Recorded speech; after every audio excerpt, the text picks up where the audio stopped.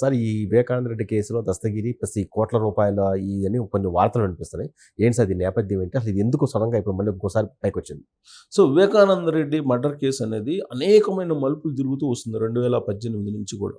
19 ఎన్నికల ముందు అవును జరిగింది. సార్. సో అది అనేక రకాల మలుపులు తిరుగుతూ కొంతమంది ఆల్రెడీ చనిపోవడం కూడా జరిగింది. సాక్షులు కొంతమంది చనిపోవడం కూడా జరిగింది. అవి చంపేశారా, లేకపోతే వాళ్ళు ఆత్మహత్య చేసుకున్నారా, లేకపోతే సాధారణంగా చనిపోయారా అనేది ఇప్పటివరకు తెలియదు.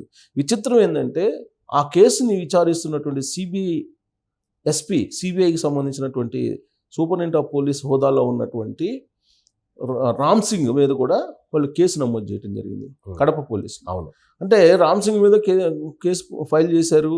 ఆయన్ని అసలు అక్కడికి విచారణకి రానివ్వకుండా చేశారంటే ఏ స్థాయిలో ఇది మలుపులు తిరుగుతుంది అనే దానికి మనం ఒక ఉదాహరణగా చెప్పుకోవచ్చు.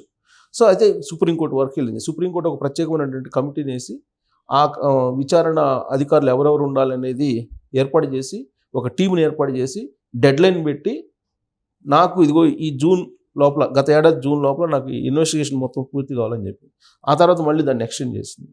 ఆ తర్వాత ఎక్స్టెండ్ చేసినా కానీ ఇప్పటి వరకు కూడా కేసుకు సంబంధించినటువంటి పూర్తి వివరాలు బయటకు రాల. ఛార్జ్షీట్ మాత్రం వేశారు. సిబిఐ ఛార్జ్షీట్ వేసింది. ఆ ఛార్జ్షీట్లో అవినాష్ రెడ్డి ప్రధాన నిందితుడు అని చెప్పి, ప్రధాన సూత్రధారి అని చెప్పి, వాళ్ళ నాన్న భాస్కర్ రెడ్డి ఉన్నారు అని చెప్పేసి నిందితుడిగా చేర్చి ఆయన్ని జైలుకు పంపించింది. అవినాష్ రెడ్డిని మాత్రం జైల్లోకి పంపించలేకపోయింది. అవును. కర్నూలులో ఏం జరిగిందో మనందరికీ తెలుసు. అవినాష్ రెడ్డిని అరెస్ట్ చేయడానికి సిబిఐ అధికారులు అక్కడికి వెళ్తే అక్కడ ఉన్నటువంటి పోలీసులు చేతులు ఎత్తేసినటువంటి పరిస్థితి, సహకరించినటువంటి పరిస్థితి మనం చూసాం. అయితే తాజాగా మనం చూస్తే కనుక ఈ కేసు మొత్తం మీద ఒక హైలైట్ పాయింట్ ఏంటంటే వివేకానంద రెడ్డి హత్య కేసులో అప్రూవర్గా మారాడు దస్తగిరి. షేక్ దస్తగిరి అప్రూవర్గా మారారు. అతని కారు డ్రైవర్. సో దస్తగిరి అప్రూవర్గా మారారు. అప్రూవర్గా మారిన తర్వాత ఏం జరిగింది, అసలు మర్డర్ ఎలా జరిగింది, ఎవరు చేశారు అనేది క్లియర్గా చెప్పేశారు. సో దీంతో చాలా క్లారిటీ వచ్చేసింది ఎవరు చంపారు అనేది. సో 2019 ఎన్నికల ముందు ఇదే వివేకానంద రెడ్డి మర్డర్ కేసుని తనకు అనుకూలంగా మలుచుకున్నటువంటి తాడేపల్లి ప్యాలెస్ ఇప్పుడు దాన్ని అసలు ఎవరు చేశారనేది బయటకు వచ్చిన తర్వాత, బయటికి ఆల్రెడీ ఛార్జ్షీట్ రూపంలో బయటకు వచ్చిన తర్వాత ఇప్పుడు అది హైరాణ పడుతున్నారు. తాడేపల్లి క్యాంపు హైరాణ పడుతున్నటువంటి క్రమంలో దస్తగిరిని అప్రూవర్గా మారాడు కాబట్టి ఆ దస్తగిరి మీద ఒక ప్రెజర్ తీసుకొచ్చేటువంటి ప్రయత్నం చేశారు.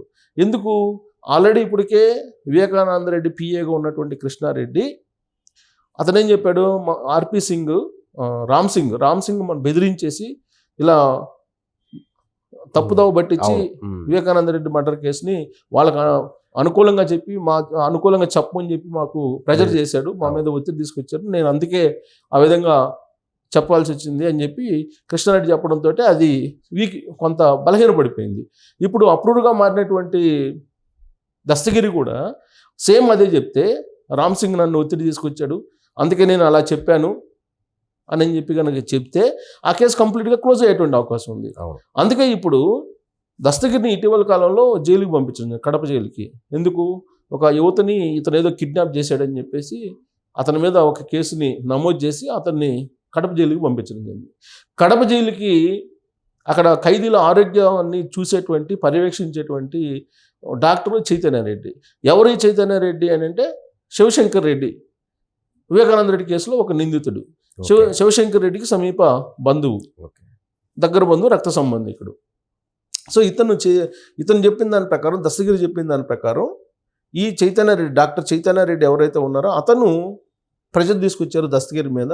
దస్తగిరి 20 కోట్లు ఇమీడియట్గా ఇచ్చేస్తాము, నువ్వు ఈ అప్రూవ్డ్గా మారినటువంటి నువ్వు బలవంతం చేసి రామ్ సింగ్ నాచా చెప్పించాడు సిబిఐ అధికారి, ఇన్వెస్టిగేషన్ అధికారి అని చెప్పి నువ్వు కోర్టులో చెప్పు. కోర్టులో చెప్తే కనుక నీకు 20 కోట్లు ఇమీడియట్గా డీల్, తర్వాత మిగతా మొత్తం ఇస్తాం, మొత్తం 100 కోట్స్ డీల్ అని చెప్పారని చెప్పి దస్తగిరి చెప్తుంది. దస్తగిరే మీడియా ముందు చెప్పారు.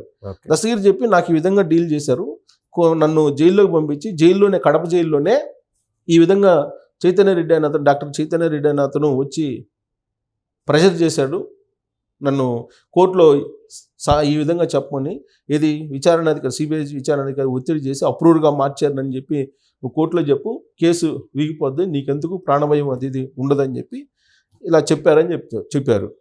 అంటే ఇక్కడ దస్తగిరి నిజమైనటువంటి పులివెందుల పులి అని చెప్పి అనుకుంటున్నాను నేను. ఎందుకనంటే ఈ కేసులో వివేకానంద రెడ్డి కేసు అనేది దాంట్లో ఉన్నట్టు నిందితులు అనేవాళ్ళు ఎలాంటి వాళ్ళు అందరికీ తెలుసు.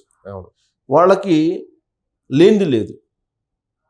అన్ని రకాలుగా ధనబలం ఉంది, ప్రజాబలం, ఖండబలం, ధనబలం, మీడియా బలం, స్థానిక బలం, అన్ని రకాల బలాలు ఉన్నాయి వాళ్ళకి. అధికారంలో ఉన్నారు, డబ్బు ఉంది, అన్నీ ఉన్నాయి.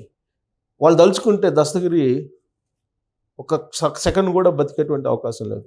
అయినా కానీ దస్తగిరి వాస్తవాలను చెప్తూ అతను నిలబడ్డాడంటే ఇన్ని ప్రెషర్లను ఎదుర్కొంటూ, జైల్లో కూడా అతని మీద ఎంత ప్రెషర్ వచ్చింది అనేది అతను చెప్తున్నారు కదా, అంత ప్రెషర్లో కూడా అదే పులివెందుల్లో అతను తల ఎత్తి తిరుగుతున్నాడంటే పులివెందుల పులి జగన్మోహన్ రెడ్డి చెప్పుకుంటూ ఉంటారు. జగన్మోహన్ రెడ్డి అభిమానులు చెప్పుకుంటుంటారు పులివెందుల పులి జగన్మోహన్ రెడ్డి అని.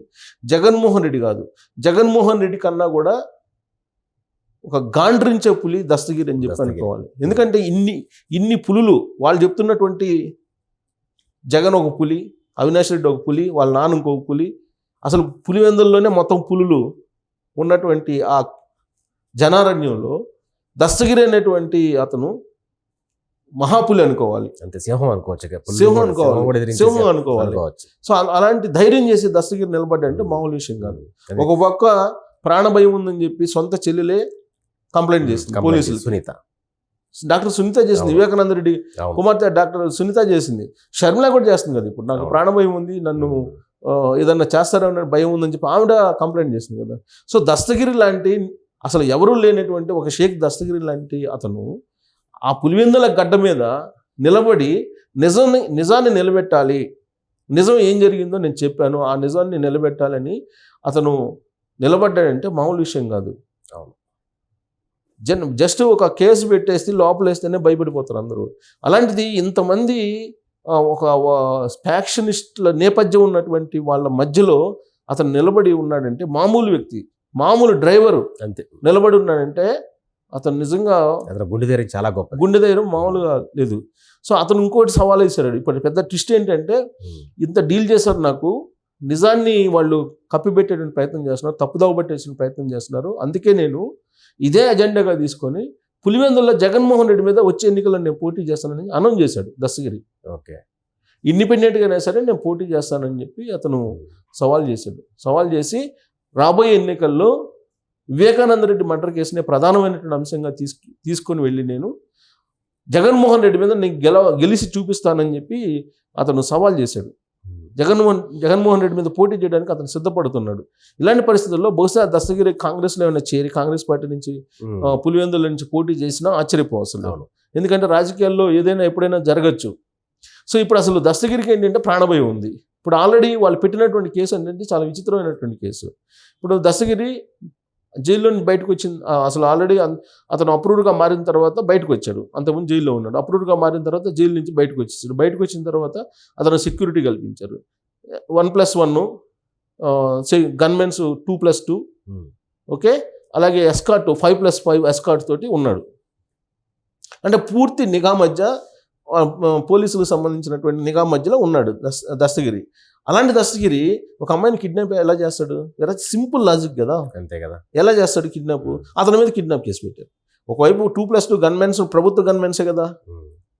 తర్వాత గార్డులు 1+1 గార్డులు ఉన్నారు, ప్లస్ 5+1 సెక్యూరిటీ ఉంది, ఎస్కార్ట్ ఉంది. వీళ్ళందరూ 24 గంటలు 3 షిఫ్ట్లో పనిచేస్తారు.